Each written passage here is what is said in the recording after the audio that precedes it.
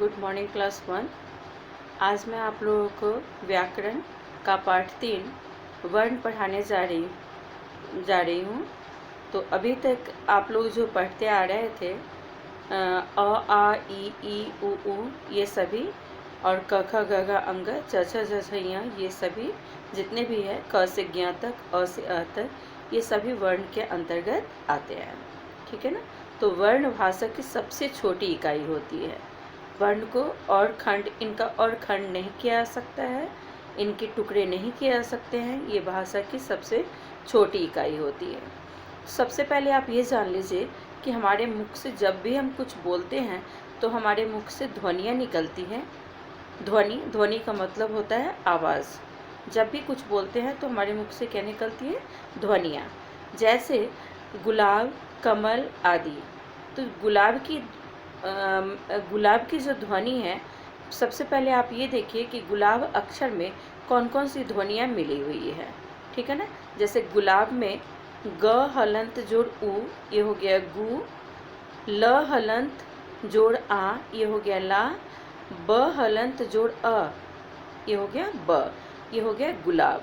तो गुलाब में आप देखिए कि कितनी ध्वनियाँ हो गई? 6 ध्वनियाँ हो गई। ग उ गु, ल अ ला, ब अ ब। कितनी ध्वनियाँ हुई? 6 हो गई। उसी तरह कमल में क हलंत जोड़ अ क, ल हलंत जोड़ अ ल, ब हलंत जोड़ अ।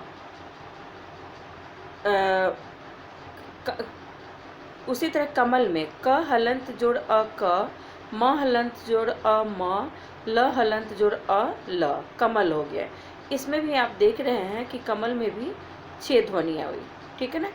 ये जो ध्वनियाँ हैं, अक्षरों की जो ध्वनियों को अलग हमने किया है, तो ये ध्वनियाँ ही वर्ण कहलाती है।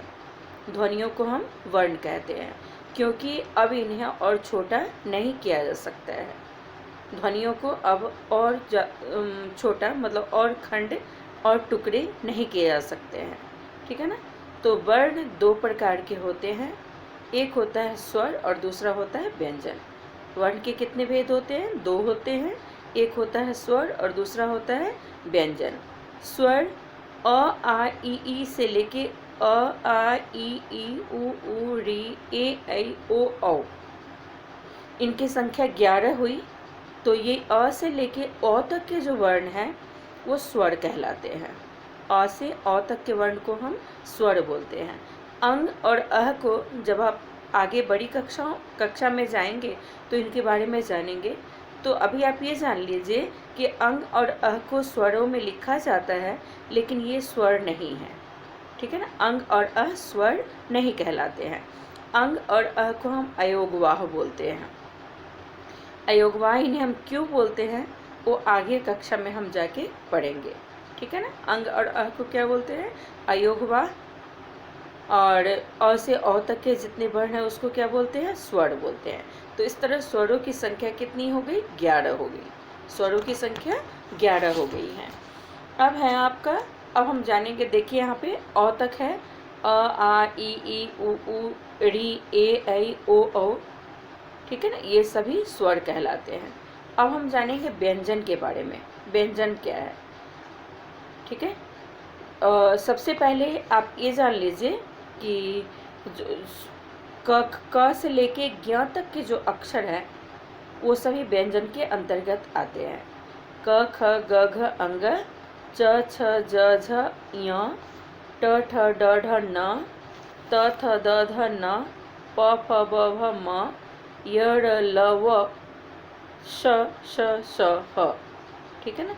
ये ह तक दिया गया है। तो सबसे पहले आप ये जान लीजिए कि व्यंजनों का, स्वरों का उच्चारण स्वतंत्र रूप से होता है। इसमें किसी की सहायता नहीं लेनी पड़ती है। और व्यंजनों के उच्चारण में स्वरों की सहायता लेनी पड़ती है। बिना स्वरों की सहायता से व्यंजनों का उच्चारण नहीं हो सकता है। तो यहाँ पे क ख ग घ अंग, इनकी संख्या देखिए 5 है। च छ ज झ ञ, ये भी 5 है। ट ठ ड ढ न, ये भी 5 है। त थ द ध न, ये भी 5 है। प फ ब भ म, ये भी 5 है। तो क से लेके म तक के जो व्यंजन होते हैं उसके बारे में भी हम आगे के कक्षा में पढ़ेंगे, लेकिन अभी आप संक्षेप में इतना जान लीजिए कि क से म तक के जो व्यंजन है उनको हम अस्पर्श व्यंजन कहते हैं। ठीक है, क से म तक के व्यंजन को हम अस्पर्श व्यंजन कहते हैं। य र ल व, य र ल व, इनको हम अंतस्थ व्यंजन कहते हैं। तालव्य श, मूर्धन्य श, दंत स और ह, ये 4 य र ल व कितने हैं? 4 हैं। य र ल व इनकी संख्या 4 है अंतस्थ व्यंजनों की। तालव्य श, मूर्धन्य श, दंत स, ह, जब आप इसका उच्चारण करेंगे तो आपके मुंह से गर्म हवा निकलती है, जैसा कि हम पिछले पाठों में भी पढ़ा चुके हैं आपको। तो ये गर्म हवा निकलती है, इसलिए तालव्य श, मूर्धन्य श, दंत स और ह को हम उस व्यंजन कहते हैं। ठीक है ना, इनकी संख्या भी कितनी है? 4 है। छ, त्र, ज्ञ, स्र आगे और आएंगे। क्ष, त्र, ज्ञ, स्र ये 2 व्यंजनों को मिलने से बनते हैं। छ, क जोड़ श, क्ष, त जोड़ र, त्र, ज जोड़ य, ज्ञ, श जोड़ र, स्र, ये 2 व्यंजनों को मिलाने से बनते हैं, इसलिए हम इसे संयुक्त व्यंजन कहते हैं। ठीक है ना, जो 2 व्यंजनों को मिलाने से बनते हैं उनको हम क्या कहते हैं? संयुक्त व्यंजन कहते हैं। र और ढ को भी व्यंजन माना जाता है। इनको हम स्वनिम ट ठ ड ढ, ट ठ ड, ड जो है और ढ जो है उनको हम र और ढ की तरह भी लिख सकते हैं। ठीक है, जैसे बड़ा तो ब, र, उसके नीचे बिंदु, र के नीचे बिंदु, या बूढ़ा ढ के नीचे क्या होगा? बिंदु होगा, नुक्ता होगा। ठीक है ना, इनको हम क्या कहते हैं? स्वनिम ध्वनियाँ कहते हैं। र और ढ को भी ये ट वर्ग से लिए गए हैं। तो आपने जाना वर्ण क्या है। वर्ण मुख से निकली जो ध्वनियाँ होती है, आवाज़ होती है, उसको हम वर्ण कहते हैं। वर्ण के और खंड नहीं हो सकते हैं, वर्ण के और टुकड़े नहीं हो सकते हैं। वर्ण 2 तरह के होते हैं, एक होता है स्वर और दूसरा होता है व्यंजन। स्वरों की सहायता स्वर स्वतंत्र रूप से बोले जाते हैं, इसमें किसी की सहायता नहीं लेनी पड़ती है। स्वरों का उच्चारण स्वतंत्र रूप से होता है। स्वरों की संख्या कितनी है? 11 है। अ से लेकर अ तक के जो वर्ण होते हैं वो क्या कहलाते हैं? स्वर कहलाते हैं। अंग और अह को हम अयोगवाह कहते हैं, क्योंकि ये न तो स्वर होते हैं और न ही व्यंजन होते हैं। ठीक है, स्वरों के साथ लिखे जाते हैं, लेकिन इन्हें हम क्या कहते हैं? अयोगवाह कहते हैं, अंग और अह को। ठीक है, वर्ण 2 प्रकार के होती है, आपने जान ही लिया। अब है स्वरों की संख्या 11 होती है और व्यंजनों की संख्या कितनी होती है? 33 होती है। स्वर 11 हैं और व्यंजन कितने हैं? 33 है। फिर आपने व्यंजन में जाना कि क से लेके म तक के जो वर्ण हैं वो स्पर्श व्यंजन कहलाते हैं। क से म तक के वर्ण को हम क्या कहते हैं? स्पर्श व्यंजन। और सभी में आप देखेंगे कि 5-5 है। तो इस तरह कवर्ग में क से म तक को हम कवर्ग बोलते हैं, क से अंगा तक को हम कवर्ग बोलते हैं, च से य तक को हम चवर्ग बोलते हैं, ट से ण तक टवर्ग होता है, त से न तक तवर्ग होता है, प से म तक पवर्ग होता है। ये पवर्ग के अंदर मतलब इनके वर्ग है 5-5 के। तो ये कवर्ग से लेके पवर्ग तक के जो वर्ण हैं वो क्या कहलाते हैं? स्पर्श व्यंजन कहलाते हैं। य र ल व इनकी संख्या भी 4 है और ये अंतस्थ व्यंजन कहलाते हैं। य र ल व। फिर श, स, स, ह, तालव्य श, मूर्धन्य श, दंत स और ह। ठीक है ना, मैंने आपको बताया है कि इन्हें हम उस व्यंजन कहते हैं। उस व्यंजन क्यों कहते हैं? क्योंकि जब इनका उच्चारण करते हैं तो हमारे मुख से गर्म हवा, गर्म वायु सी निकलती है, तो इसलिए हम इन्हें क्या कहते हैं? उस व्यंजन कहते हैं। उस व्यंजनों की संख्या भी 4 है। क्ष, त्र, ज्ञ, स्र को संयुक्त व्यंजन कहते हैं। क्यों संयुक्त व्यंजन कहते हैं? क्योंकि ये 2 व्यंजनों को मिलाने से बनते हैं। क जोड़ श, क्ष, त जोड़ र, त्र, ज जोड़ य, ज्ञ, श जोड़ र, स्र। ठीक है ना, इसलिए इसे हम क्या कहते हैं? संयुक्त व्यंजन कहते हैं। तो इस तरह आपने जाना। सबसे पहले आप पाठ को अच्छी तरह से पढ़ेंगे। ठीक है ना, पढ़ने के बाद प्रश्न उत्तर आप करेंगे। जो प्रश्न उत्तर होगा मैं व्हाट्सएप के द्वारा भेज दूंगी, वैसे आप स्वयं करने की इसे कोशिश करेंगे।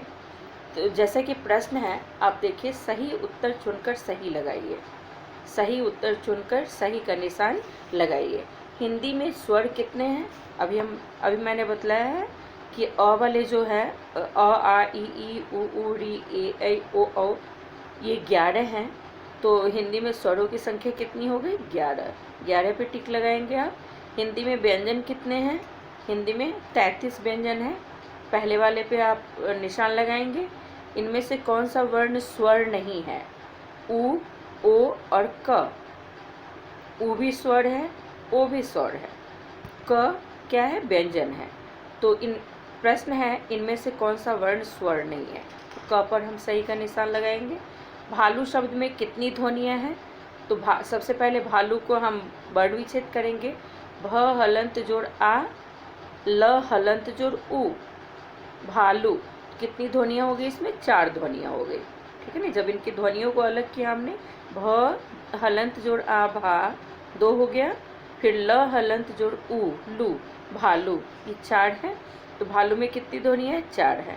अब आपको नीचे जो खाने दिए गए हैं उसमें कुछ वर्ण नहीं लिखे गए हैं, उसे लिखना है, वो आप पूरा करेंगे। फिर प्रश्न संख्या 3 है।